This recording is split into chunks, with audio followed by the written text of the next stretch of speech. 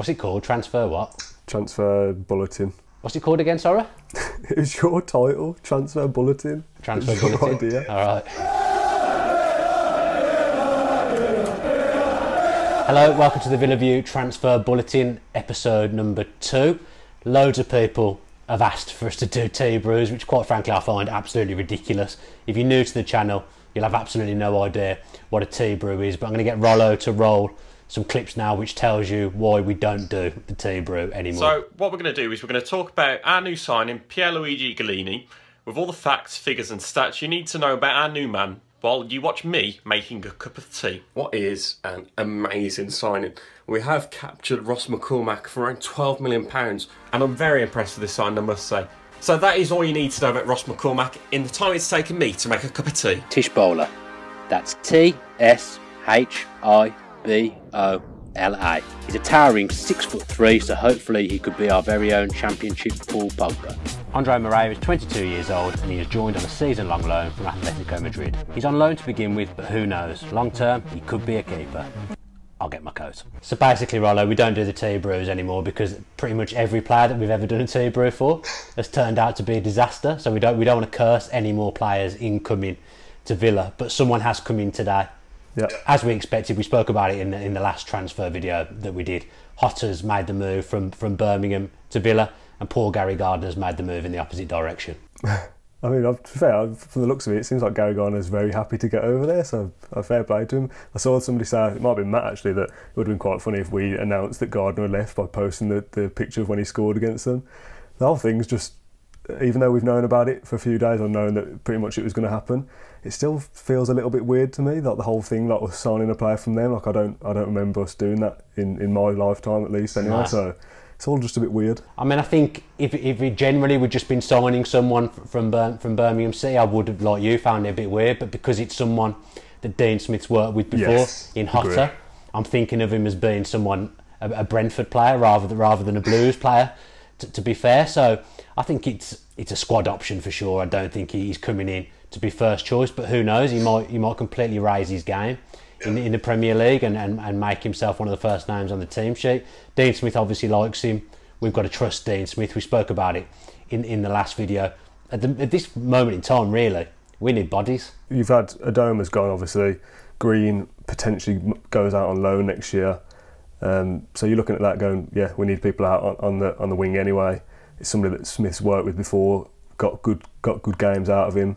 To be fair, looking at his Birmingham record this year, I think it's 3 goals and 11 assists, which, to be fair, for Birmingham, that isn't that bad. There's sort of a weird mix that I think is pretty interesting now, that you'd think that he comes into the Villa squad and plays with better players than who were at Birmingham, but it's also at a higher level than the Championship as well. So it's a sort of an interesting dynamic to see how he fits in and what his standard will be like. He just strikes me as the kind of player that will raise his game.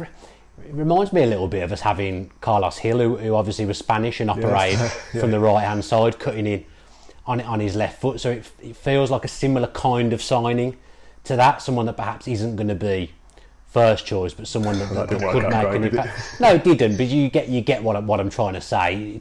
It's a squad option, isn't it?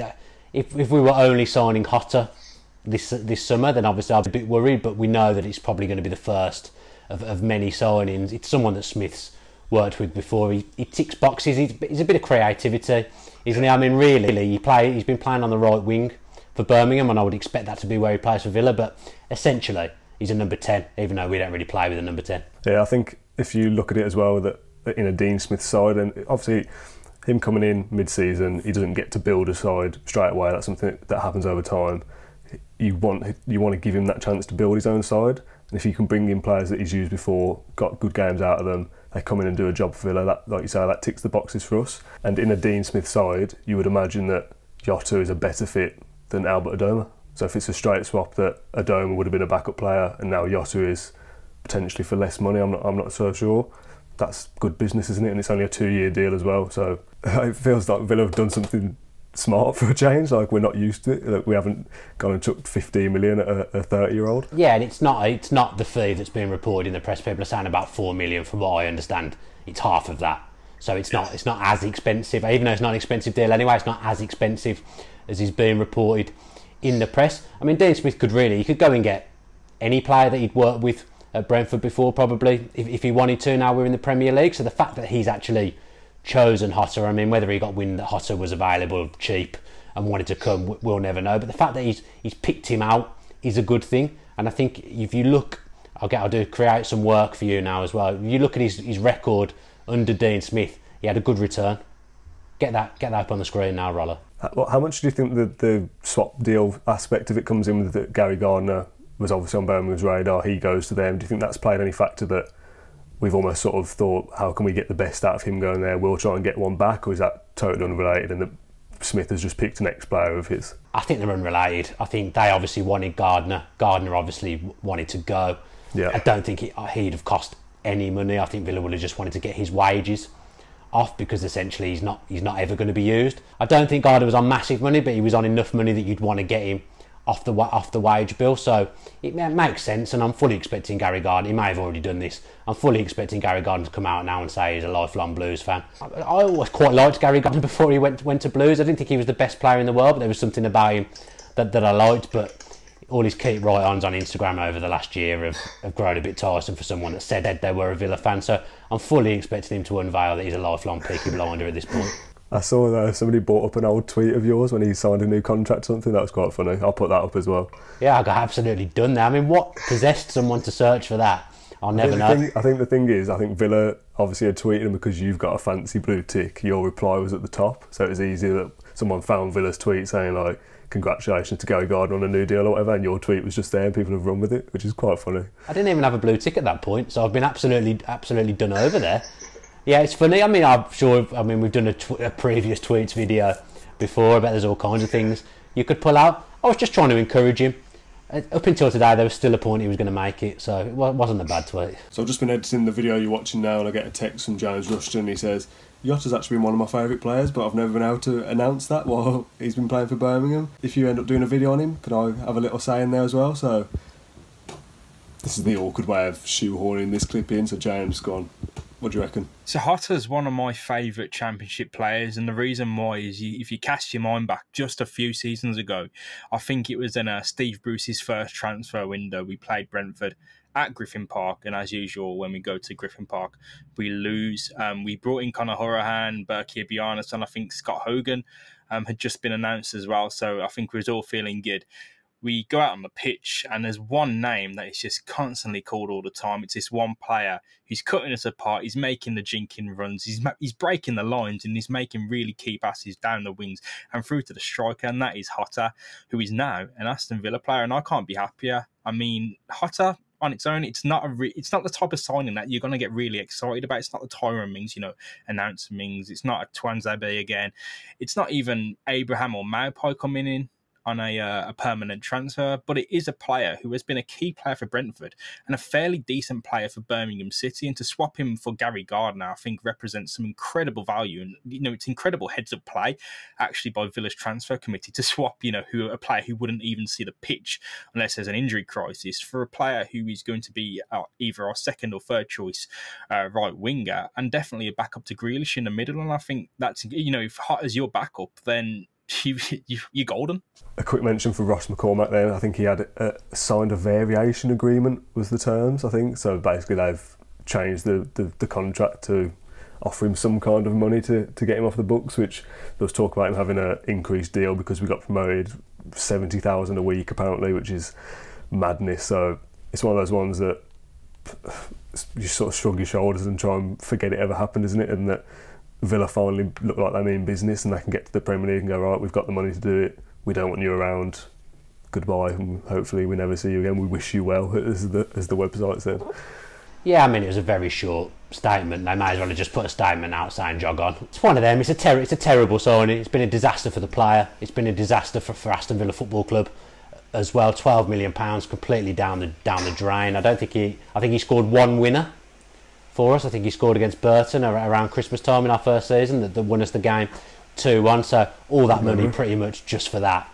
It's not great, is it? But it's good that we've got to the Premier League, and like you say, we're not messing around. We've just thought this isn't worth it. This is what I was trying to say about Micah Richards, in that he's been taking a lot of money from the club, not being able to play, but he's at least been a positive influence around the club, around the place with the other players and with the youth. from what I understand, McCormack's just absolutely toxic. So we've basically been paying money for absolutely nothing. So I don't think anyone will be sorry to see the back of him. Whether or not he's got issues internally himself, we'll never know. We'll never know the full extent of what's going on. But you can just put the signing down as been an absolute mess, can't you? Yeah, we'll move on quickly, like Villa have. Yeah. Incomings, rumours. I mean, I've been out of it a little bit today, so I don't really know what's going on. There was talk of Etheridge yesterday from Cardiff City. And then I've heard something today about Liverpool, so clue me up, what's going on? Villa and Liverpool are the two that are in for him. Liverpool will probably offer him more money. They'll probably offer Cardiff more money, as you would expect. Villa aren't really. They don't want to be that club anymore that just chucks money at the problem. They want to be savvy and sensible with what they do. From what I hear, there was interest in Butland, but the money's just crazy. So I think we've abandoned that. Etheridge is someone that's worked with Neil Cutler before. He's someone that's worked with Dean Smith before. He had a good season by all accounts with Cardiff, to be fair. He came out of the last season with his head held high, but we don't want to break the bank for him, nor will we break the bank for him. Personally, I think he's a bit harsh on Steer. I was going to say, is goalkeeper a priority? If you say we want to spend wisely, is goalkeeper somewhere we need to spend 5, 6, 7 million on? I think Kalinic will go. I think Kalinic will either go on loan or he'll go permanently. He'll be someone that eventually we end up losing money on, as we have done many a time over the years. So that leaves you with Steer and Neelan. So Neelan's injured. I can't remember when he comes back. So I would say there is a need for a goalkeeper, but whoever we bring in, I would give Steer the start of the season. I think it's not right. I know you can't afford to be sentimental, but for me, it's not right. Someone who's done so much to get us up, Jed Steer, and he's done more than many, to be fair. Yeah. I just wouldn't sit well with me if he didn't start the season, but it'll be an interesting one with Etheridge because he's just had a full season in the Premier League. Liverpool are in for him. You ain't getting past Alisson. He's the second or first most expensive goalkeeper in the world. I can't remember whether I think Kepa cost more than him in the end for Chelsea. So then he's not getting past Alisson. So if you're prepared to just play in the League Cup and FA Cup after you've just had a good season in the Premier League, I mean, he was a penalty specialist. He saved a number of penalties at the start of the season. For me, he probably wants the Villa move, but Villa won't spend silly money, so it'll be interesting to see what happens. Has anybody seen Tyrone Mings yet? What's going on? It just seems to be in limbo. He's on holiday, isn't he? He's gone on holiday. Is he? Yeah, I think... So there's all this talk about every single tweet that comes through from Villa, it's all about sign Mings, announce Mings, where is he? If he's on holiday, it's like we've been promoted a week, like... Give him some time, isn't it? I think. From what I hear, the offer's on the table for Mings. It's up to him to decide now. He's gone away on holiday to think about Where's he gone? I couldn't tell you where he's gone. But for me, it's an absolute no-brainer for Tyrone Mings to want to come back to Villa, and it's an absolute no-brainer for Villa to sign him. So I don't see where the hold-up should be. If I'm being honest, we're all desperate to get Tyrone Mings back. Again, talking about Steer, Mings a massive part of why we've probably got the chance if he stays here for a few years to gain legendary status at Villa. He's very well thought of. Not many loan players come in and get that well loved by the fans, or as well liked by the players, and just completely get it and completely fit in. So it's a no-brainer. Mings, again, I think you'll see in the next few weeks with him what's going to happen, and fingers crossed it's the answer that we all want. And then finally, I think as far as my notes go, is Courtney Hause, the one that when he signed it was sort of a loan with a obligation to buy, that he will pretty much come. Again, another one we're waiting for, but seems likely that it'll happen at some point for 2 or 3 million. It's another no-brainer. It's a no-brainer for the club and a no-brainer for the player. Yeah. £3 million for Courtney Hause. I've talked on other videos about the need for continuity, having people that were about the place last season. He's not going to be first choice, Courtney Hause, I wouldn't think. I don't think he would have been first choice in the Championship, because Mings and Twanzebe were clearly the first two, weren't they? He can play left back as well. For that money, he's got growth. There's room for potential with Courtney Hause. I believe he wants to sign for the club. I think we've got till the end of tomorrow to activate that, basically. I don't understand why we would leave that till the last minute. That's got to be done. If we don't sign him, I'll be very disappointed. I understand that we haven't been able to do signings properly because we've been under the EFL soft embargo. I think that's all gone away now, so I would expect to start to see more movement in the next few weeks. Obviously, it's a difficult time because people are on holiday. I think in the next few weeks, you'll see things speed up. But it's no surprise that today there was some confirmation that we're officially gained Premier League status today with Norwich and Sheffield United, and that we signed Jota on the same day. That there's some kind of clearance that we've been waiting for. The one that just sprung to mind then as you were talking is Twanzebe. I think I've seen something today in one of the papers that Solskjaer is willing to give him a new contract at Man United and a chance in pre-season. So whether that means that he impresses at Man United and stays there, or he doesn't impress the bosses at Man United and we maybe get a cheeky last-minute loan deal later in the summer. It's one of those ones that you have to wait and see, but on a permanent contract it seems very unlikely that someone like Twanzebe comes to us from Man United, doesn't it? I'd say even on loan there's virtually no chance. Same. At this stage. It's a shame because he's a player I really like. I think he will definitely go on and play for England. If he stays at Man U, I think he gets in the England squad at some point in the incoming season. I think he's that good, and I think he's better than some of the defenders Man U have got there already. If he's given a new contract and if he's given that chance to impress, I think he'll impress. Because let's face it, me and you could be as impressive as Chris Smalling and Phil Jones. Then they're not impressive characters at the back, are they? So he's going to end up staying there. It's disappointing. He'll be one like Kyle Walker that we always look back on and say, we had him before he went on to play for England and win loads of trophies. He'll be another one of them. But he had a good season for us in the games that he played, especially when Dean Smith came in. I'd love to have him in the Premier League. For Man U, it's kind of like, in a way, they'd be well served to give him us again because it would prove whether he's ready. At Premier League level, it's a big step up. It's a big step up from Championship with Villa to Premier League with Man U. It's unheard of, though, isn't it? It is, but it is a big step up, isn't it? If you're asking him to come in and play, he'll be playing in the Europa League next season. You're playing. I mean, he was expected to win every week at Villa. To be fair, in the Championship, there's all kinds of different pressures that come with playing for Manchester United. So it's a shame. I'd love to say that we're going to get him, but I just can't see it. There's been some links to Daniel Sturridge that I saw as well. I mean, my notes have not serving well today. I keep forgetting all these players, but surely that's one that doesn't fit what we're going with Smith, does it? Yeah, exactly that. We're talking about not wanting to give silly money to Etheridge in goal, and he'll be asking for a hell of a lot less than the likes of Daniel Sturridge. It's like the press don't get actually what Dean Smith's about. And what it's just lazy rumours, isn't it? Yeah, they've not listened to what Purslow said at all. Seeing us linked with players like that, you can just cross them off straight away because there's no chance that we'll go for signings like that under this regime, especially at this point as well. It would be silly to chuck money at someone like Daniel Sturridge who spends the whole season on the treatment table. It's very much that would have been like a Lambert last season signing. When we got Joe Cole in, Kieran Richardson, Senderos, journeyman Premier League players basically. And I'm not saying Daniel Sturridge is a journeyman because on his day, when he's fully fit, which isn't often enough, he's a very, very good player, a deadly striker and a clever footballer. Someone like West Ham will snap Sturridge up and they've got more money to play with than we have. They can probably afford to take that risk. We can't really afford to be making signings like that. If we're going to be spending big money on someone, it needs to be someone like Tammy Abraham. So finally then, Dan, we've announced our Villa View podcast live promotion party event thing, whatever we've decided to call it. The video obviously hasn't gone out just yet, but Dan, can't wait for it. Yeah, really looking forward to it. I said on the little bit that you made me do on my mobile phone earlier that it'd just be nice to put some faces to names because these people comment on the podcast every week and you feel like you know them, and in reality I haven't got a clue who these people are. Like, I speak to a lot of people when I'm at games and people come up to me and say they love the podcast, but it's just going to be great. It's going to be great to do a podcast with Tom and Chris, and that's something that obviously we want to explore next season.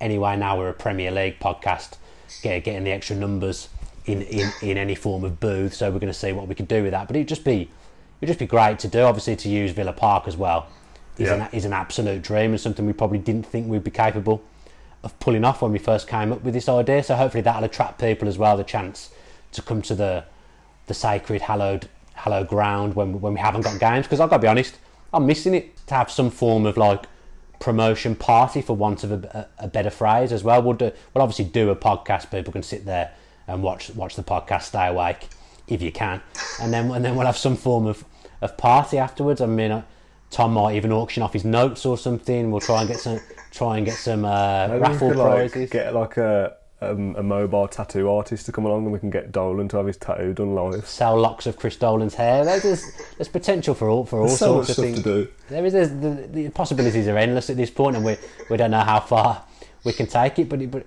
it should be good. I'm looking forward to it. Like I say, I miss Villa Park. Be nice to see the Villa fans and just chill out, have a few beers, and basically celebrate the fact that Villa are Premier League, and we get to do a podcast talking about Villa being in the Premier League again, because 4 or 5 months ago that was a distant dream. If you enjoyed that video, why not watch another? Click the video choices on screen now to go and watch them in full. Be sure to subscribe to the channel by clicking our logo there on the left. Easy peasy.